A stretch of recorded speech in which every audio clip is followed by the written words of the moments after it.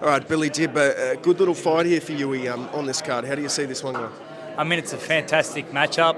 Obviously, Liam's had fantastic preparation for this. You could say, facing the likes of Oscar Valdez and the world-class opposition that he's had. It's a step up for my brother Yui, but I feel that this is a step up that he's capable of, and I feel like it's just a great matchup all around. Sort of doors open up if he is to get the win in this fight?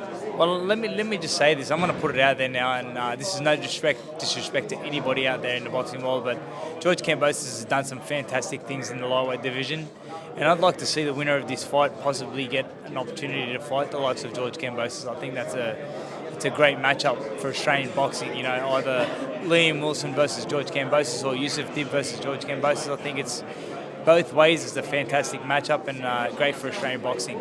Seems to be both Liam and you are interested in that fight, but there seems to be a little bit of a pushback from George. He doesn't seem too interested in fighting. Why do you think that is?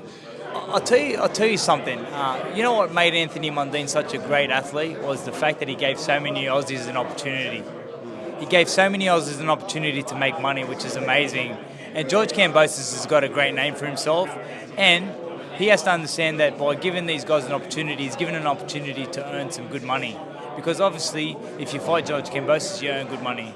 So, I mean, I know George has got a good heart, you know what I mean? So I think it's just got to make sense for him, you know what I mean? So if these guys can put on a great performance against each other, regardless of who gets the victory, I'm sure that they should be a great way to open up the fight with George Kambosos.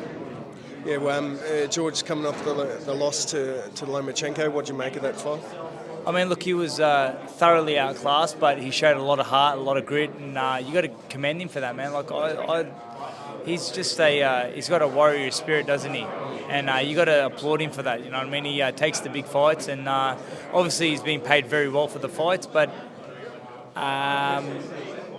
I just applaud him, man. I mean, I just applaud him. He's doing great things for Australian boxing. He's putting Australian boxing on the map, and that's very, very exciting. Some massive fights coming up on the calendar. Tszyu, Vergil Ortiz. Thoughts on that one? Well, you know what? I really feel that Tim should still be champion today. I feel it was very, very unfortunate for the circumstance of that cut.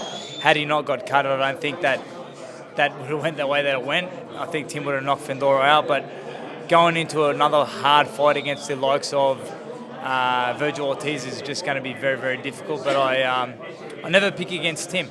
I picked against him once in my life. That was when he fought Jeff Horn. I thought that he had maybe bit off more than he could chew, but he proved me wrong, and I made a decision that day that I'd never pick against him again. And I'm gonna roll with Tim on this one, and I got faith in the man.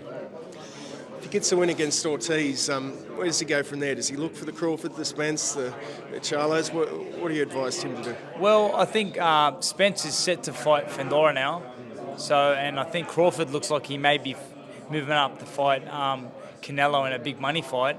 So I think that's going to open up the doors for Tim to basically get an opportunity at another title. And if I'm Tim's management, and I know his management does a great job in Glenn Jennings, I would just look to get another championship, put myself back in the championship circle. And when you're talking about Tim as a world champion, there's more that comes with him.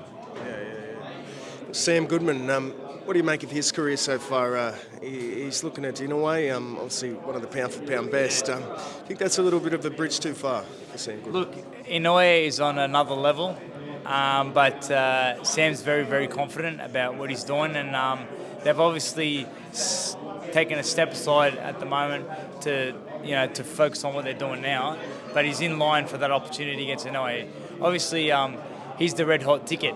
So if you can upset the apple cart and get that win, then you're on a big stage, aren't you? But obviously, it's a massive opportunity for Sam. First and foremost, he has to get through this one and stay on the winning route. And then obviously the fight with Inoue is around the corner. They're saying December, and you know what? You got to give Sam credit, and he's notched up 21 victories in a row, and so. When a guy hasn't lost, it's hard to teach him how to lose. So Inoue is going to need to put in a great performance to beat him. What about yourself, man? How's the health? You looking well? Yeah, the health's great. I'm feeling strong and fit. I've been in Thailand for about a 3-week training camp, getting back in shape, and I'm definitely hell-bent on having one more as a farewell. So I'd like to get out there and maybe lace up the gloves one more time, and just have a farewell bout. So we'll see how it pans out. Good. Thanks so much, man. Thank you very much, guys.